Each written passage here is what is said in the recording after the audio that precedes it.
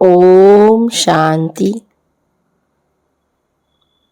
बाबा समझाते हैं कि संसार एक कर्म क्षेत्र है।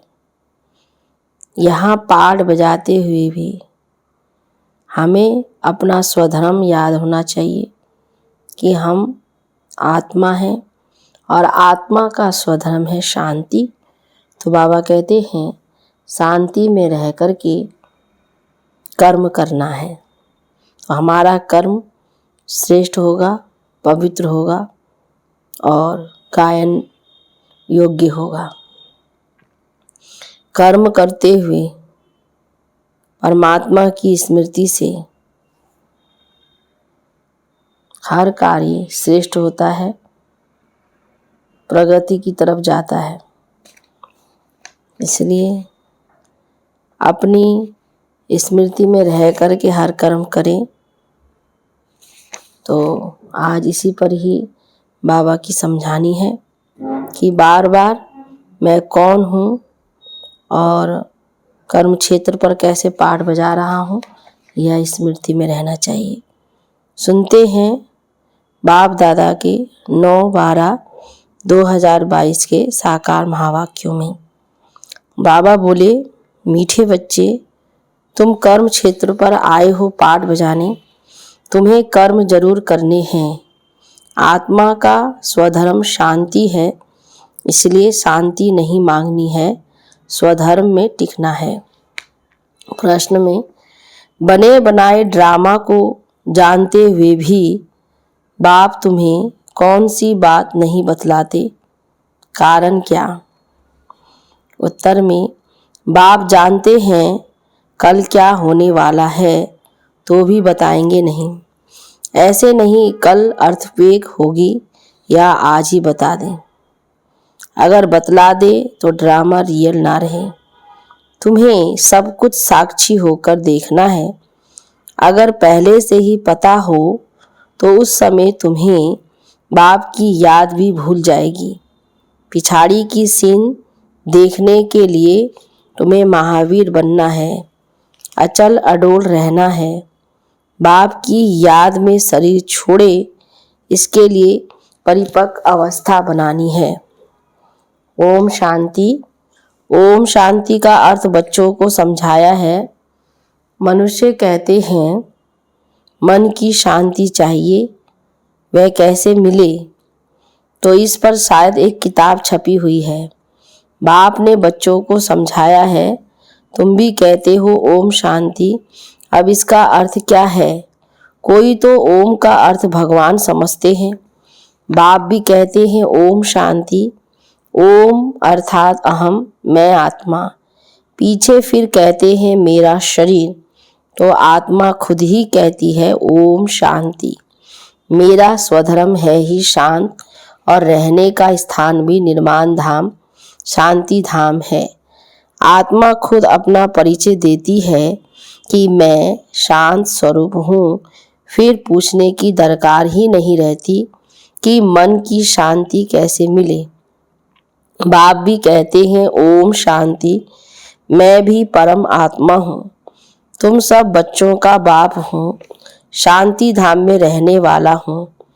तुम आत्माओं ने यहाँ शरीर धारण किया है पाठ बजाने, फिर मन की शांति का तो प्रश्न ही नहीं उठ सकता।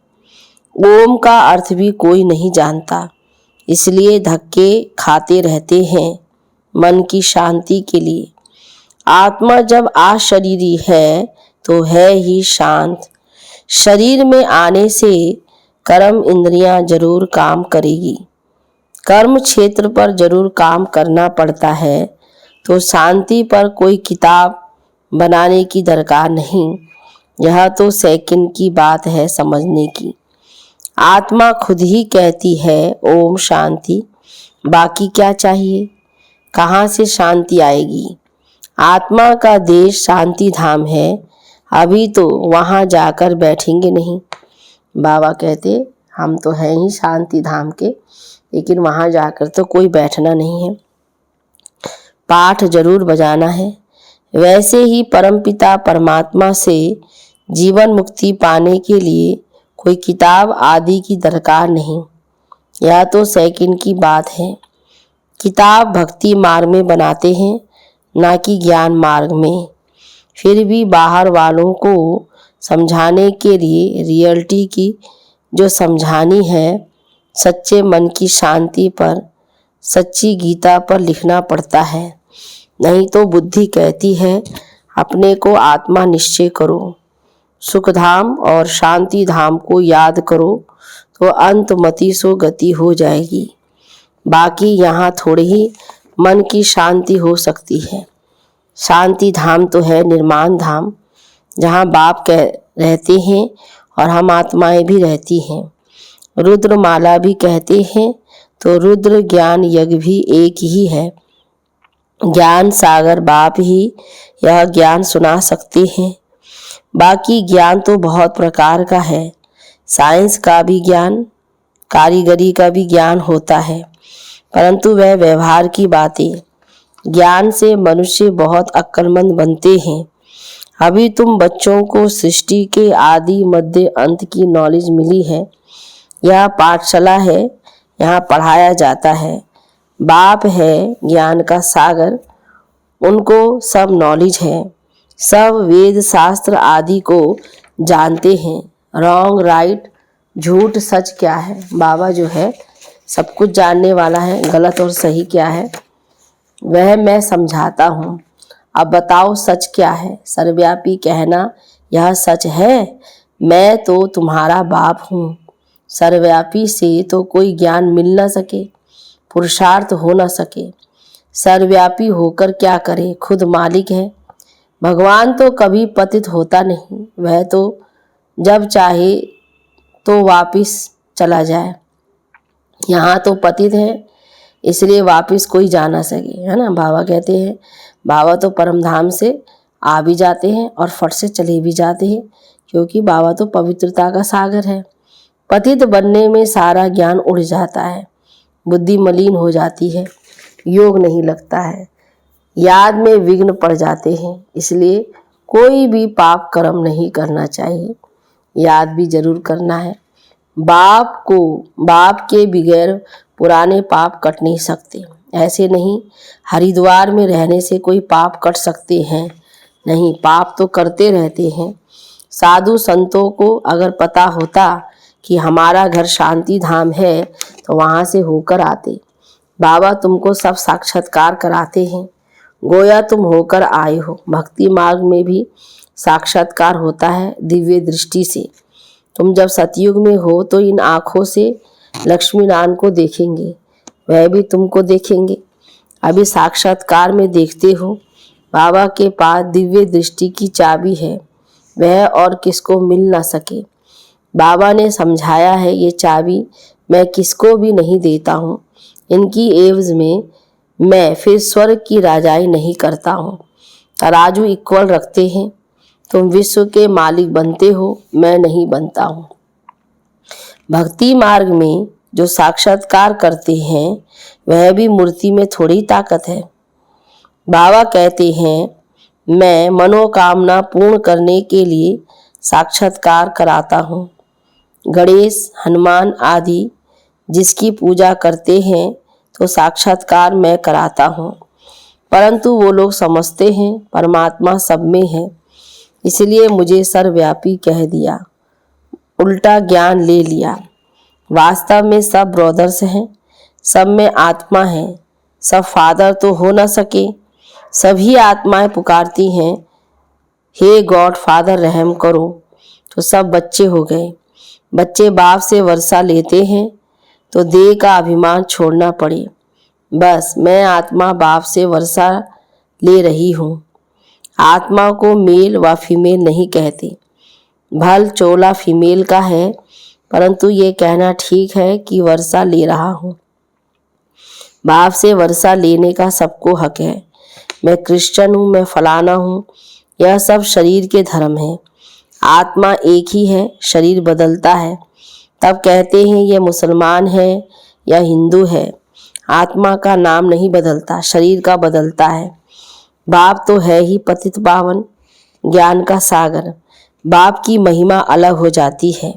वे शांति का सागर, ज्ञान का सागर है।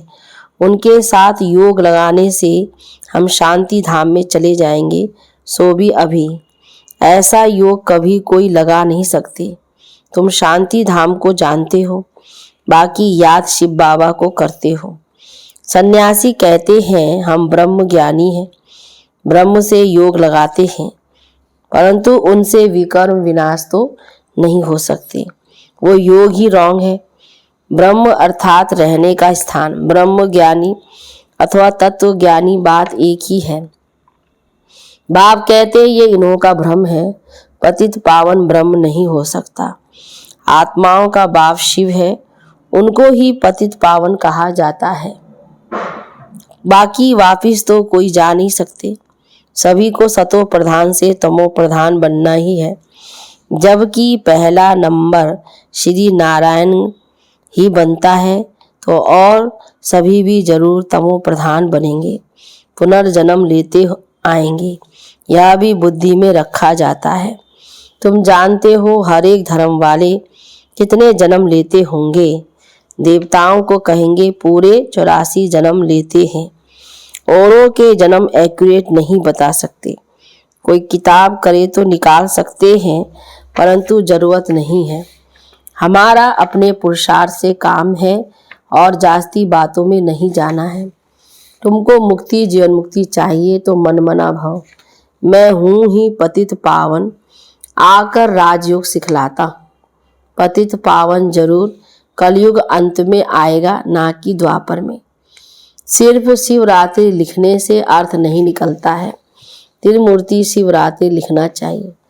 भक्ति में घोर अंधियारा है, तब कहते हैं ज्ञान सूर्य प्रकटा, तो अज्ञान अंधेर विनाश, जो जरूर कलयुग का अंत होगा। रोशनी है सतयुग में, बाप जरूर संगम पर आएगा। जब एकदम अंधकार होता है तो बाप अंधकार को दूर करने के लिए संगम पर आते हैं, रोशनी करने के लिए। इसलिए बाबा को कहा ही जाता है ज्ञान सूर्य प्रकटा। तो बाबा ने कहा भक्ति में है घोर अंधियारा, तब कहते हैं ज्ञान सूर्य प्रकटा। रोशनी है सतयुग में, बाप जरूर संगम पर आएगा। सब पतित बने तब तो बाप आकर पावन बनाए, क्योंकि सबका कनेक्शन है ना। बहुत सन्यासी लोग भी कहते हैं मन की शांति कैसे होगी। आत्मा का स्वधर्म ही शांत है। जैसे भारतवासी देवी देवताओं को भूले हुए हैं, वैसे आत्मा भी अपने स्वधर्म को भूली हुई है। आत्मा ही जानती है मुझे रावण ने अशांत किया है। यह ज्ञान अभी मिला है। यहाँ तो शांति कभी मिल नहीं सकती। शांति धाम में ही शांति मिल सकती है। वहाँ तो सबको जाना है। हम शांति धाम में जाएंगे, फिर आएंगे सुख धाम में। दूसरे धर्म वालों को शांति अधिक मिलती है, हमको सुख अधिक मिलता है। उन्हों को ना इतना सुख ना दुख मिलेगा। ये है डिटेल की बातें। कोई ने लक्ष्य को अच्छी रीति पकड़ लिया है, वह भी काफ़ी है। घर में रहते बाप और वर्षे को याद करते रहो, परंतु प्रजा नहीं बना सकेंगे। जो प्रजा बनाएंगे वही राजा रानी मालिक बनेंगे। मेहनत है ना। प्रोजेक्टर पर समझाना सहज है। बड़े बड़े आदमियों को निमंत्रण दे, उन्हों को समझाना चाहिए। तुम बच्चे बहुतों का कल्याण कर सकते हो। कल्याणकारी बाबा के धारणा हमेशा बच्चों के प्रति यही रहती है कि हर बच्चा मेरा कल्याणकारी बने और हर एक आत्मा का कल्याण करे। यह भी नई तरीके निकल रहे हैं। अंग्रेजी में भी प्रोजेक्टर स्लाइड्स विलायत में जाकर दिखला सकते हो। ये स्लाइडर्स दिखाएं जो बाबा ने कहा लाइट का निकालते हैं। ये गोला आदि जब देखेंगे तो समझेंगे कि यह है भारत की फिलॉसफी। यह नॉलेज बाप ही दे सकते हैं। यह है रूहानी ज्ञान। तो रूह से ही रूहानी ज्ञान मिलता है। सच्चे डॉक्टर ऑफ फिलॉसफी भी तुम हो। बाप है रूहानी सर्जन, रूहों को इंजेक्शन लगाते हैं। तुम्हारा है सब गुप्त। वो लोग तो बैठ शास्त्र आदि पढ़ते हैं तो उन्हों का बहुत मान होता है। वह रूहों को पतित समझते नहीं, निर्लेप कह देते हैं। तो सच्ची सच्ची नॉलेज तुम ही दे सकते हो। यह अभी समझाया है, वह है हद का संन्यास, तुम्हारा है बेहद का संन्यास। जो बेहद का बाप ही सिखलाते हैं वह है हठ योग, ये है राजयोग। वह हठ योग से कर्म इंद्रियों को वश करना चाहते हैं, तुम फिर राजयोग से कर्म इंद्रियों को वश करते हो, यानी बहुत फर्क है। अब बाप द्वारा तुम नॉलेजफुल बनते जा रहे हो, परंतु बनेंगे नंबरवार पुरुषार्थ अनुसार। ऐसे बाप के साथ कितना लव रहना चाहिए, तो यह है गुप्त लव। आत्मा भी गुप्त है। आत्मा जानती है कि हमको बाबा मिला है, दुख से छुड़ा रहे हैं। बाबा आपने तो कमाल की है, कल्प कल्प आप हमको ज्ञान देते हो, फिर हम भूल जाते हैं। बाप कहते हैं, हाँ बच्चे, हमने तो कहा था ये ज्ञान प्रायः लोप हो जाएगा। सतयुग में यह नॉलेज नहीं रहेगी। यह सब ड्रामा बना हुआ है, जरा भी फर्क नहीं पड़ सकता। बना बनाया ड्रामा है। जो कुछ होता है साक्षी होकर देखते चलो। विनाश होना है, स्थापना होनी है, तो साक्षी होकर देखना है। समझो कल अर्थक्वेक होती है तो ऐसे नहीं मैं बताऊंगा कि यह होना है, फिर तो सब प्रबंध कर ले। साक्षी होकर देखते चलो। मूल बात है मुझे याद करो, नहीं तो मुझे भी भूल जाएंगे। तुम बच्चों को महावीर बनना है। महावीर महावीरनी को God of knowledge, goddess of knowledge कहा जाता है। गॉड ही योग सिखलाए महावीर बनाते हैं। पिछाड़ी में सब अर्थक्वेक आदि होगी, उस समय महावीर बना चाहिए। अभी तो तुम पुरुषार्थी हो। अचल अडोल रहना पड़े और साथ साथ बाबा की याद में मेरे तो बहुत बाबा कहते बाबा की याद में मरे तो बहुत अच्छा। जो ज्ञान में अचल अडोल होंगे वह बैठे बैठे शरीर छोड़ेंगे, फिर कर्मातीत अवस्था में जाकर सर्विस करेंगे। बाबा कहते यहाँ बैठे बैठे धारणा से शरीर छोड़ेंगे तो फिर वहाँ जाकर के सेवा करेंगे। बच्चों को परिपक्व अवस्था में शरीर छोड़ सूक्ष्म वतन में जाकर फिर नई दुनिया में आना है। अच्छा, बच्चों को सदैव अपना चार्ट देखना है, जो हम बाबा से पूरा वर्षा पाए। कोई भी बात के संशय में आकर पढ़ाई कभी नहीं छोड़नी चाहिए। बाबा बार बार कहते हैं मुझे याद करो तो विकर्म विनाश होंगे। अच्छा, मीठे मीठे सिकी लदे बच्चों प्रति माता पिता बाप दादा का याद प्यार और गुड मॉर्निंग। रूहानी बाप की रूहानी बच्चों को नमस्ते, रूहानी बच्चों की रूहानी बाप दादा को गुड मॉर्निंग। नमस्ते बाबा नमस्ते। अभी है धारणा के लिए मुख्य सार। पहली पॉइंट, किसी भी बात में संशय बुद्धि बन पढ़ाई नहीं छोड़नी है। अपनी स्थिति अचल अडोल बनानी है। एक बाप से सच्चा लव रखना है। दूसरी पॉइंट में अपना टाइम विस्तार की बातों में वेस्ट नहीं करना है। बुद्धि किसी भी कर्म में मलिन ना हो, गंदा ना हो, इसका पूरा ध्यान रखना है। वरदान में है मनसा वाचा कर्मणा और संबंध संपर्क में पवित्रता की धारणा द्वारा परम पूज्य आत्मा भव। विस्तार में पवित्रता सिर्फ ब्रह्मचर्य नहीं, लेकिन मनसा संकल्प में भी किसी के प्रति नेगेटिव संकल्प ना हो। बोल में भी कोई ऐसे शब्द ना निकले। संबंध संपर्क में भी सबसे अच्छा हो। किसी में जरा भी अपवित्रता खंडित ना हो, तब कहेंगे पूज्य आत्मा। तो पवित्रता के फाउंडेशन को चेक करो। सदा स्मृति में रहे कि मैं परम पवित्र पूज्य आत्मा इस शरीर रूपी मंदिर में विराजमान हूँ। कोई भी व्यर्थ संकल्प मंदिर में प्रवेश कर नहीं सकता। शरीर क्या है?